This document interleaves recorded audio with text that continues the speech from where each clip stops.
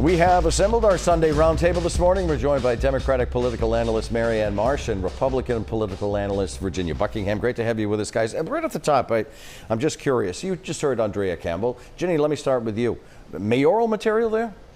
I mean, very thoughtful, very insightful, seemed very focused on her district where there are big challenges. And I'm sure she's thinking about that $5 million account that the mayor has in his campaign coffers as a big obstacle. Marianne? Look, Andrea Campbell has an amazing personal story of tragedy and triumph. She perseveres and prevails, so you can never underestimate her. Before the pandemic, absolutely in. With the pandemic, absolutely not. With Black Lives Matters, it looks like she could be, and she certainly sounded like she was thinking about it today. Governor Baker had a pretty tough week. It was best exhibited live when he was confronted at a press conference about his proposal to pay police officers $5,000 incentives, which we asked Campbell about, to take racial sensitivity classes. Do you think we're going to see more of these face-to-face confrontations, and do they really change policy in the end? Marianne? There's no question about it. People have had it. They're fed up. They're not waiting for answers. They're not waiting for change. They're going to force it. And I think what compounded this specific example is the fact that Charlie Baker was offering $5,000 to police to take training. And that's not where voters are right now. I understand his politics. He's trying to protect his right flank if he's looking at a third term, but that is not where the state is. That is not where unenrolled voters is. That is not where anybody is right now. Ginny, you worked at the very, very top for governors. Do these confrontations affect policy?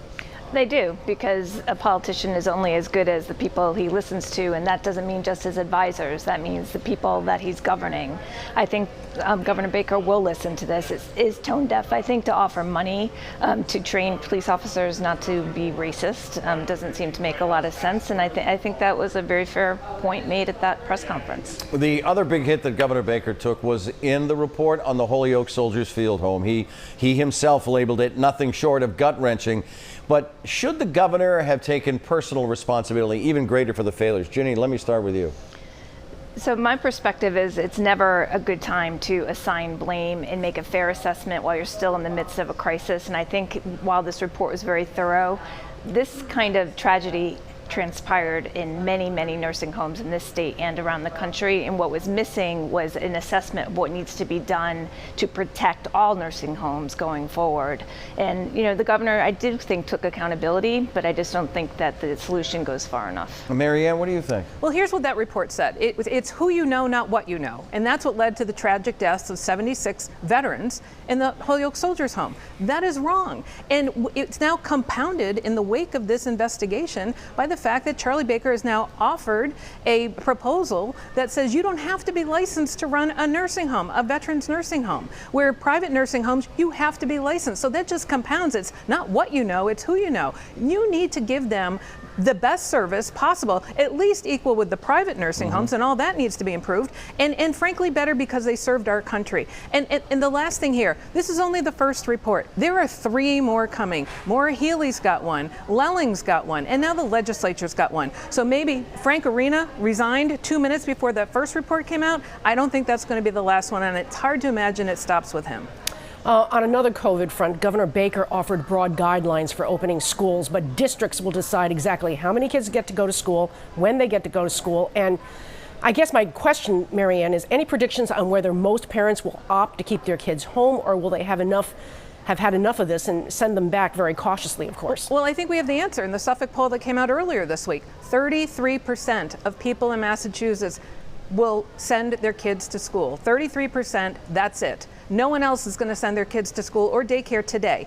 46% say the schools aren't going to be ready by the time they open. So you know what, people, it's over. We're going through this to the end of the year. Rip the Band-Aid. Spend the time now to fix all the distance learning problems that happened all over the state, which now is made worse by the fact that 2,000 teachers have been laid off across Massachusetts. So let's get this right, put the fall semester together, make sure everyone has access to everything they need so they can catch up on the education most of them missed last spring. Ginny, what do you think? Do you think most folks will keep their kids at home, or do you think they will send them back? I think it's way too soon to say. I mean, time has slowed down during this pandemic, and we're only in late June. Let's see how the summer unfolds. I think this is a difficult balancing act. How do you expect the economy to come back and people to be able to go to work if their kids can't go to school? Something has to give, and I think this plan is very thoughtful. Let's see how it rolls out. We have a ways to go. Marianne, I noticed you were shaking your head. Well, I mean, look, let's be New Zealand, okay? Let's not be California, Texas, Florida, Arizona, who opened up too fast, too quick.